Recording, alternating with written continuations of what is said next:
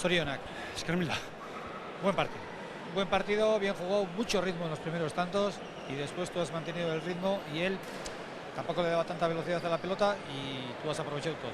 Pues sí, he salido muy centrado con las cosas claras, me han salido las cosas desde el principio, he dado ritmo y he hecho tantos muy buenos y luego pues he conseguido un colchón que luego aún y todo me ha venido unos cuantos tantos porque su pelota era pesada, se me caía y luego a la hora de restar es un poco espejo el suelo pero por lo demás todo muy bien.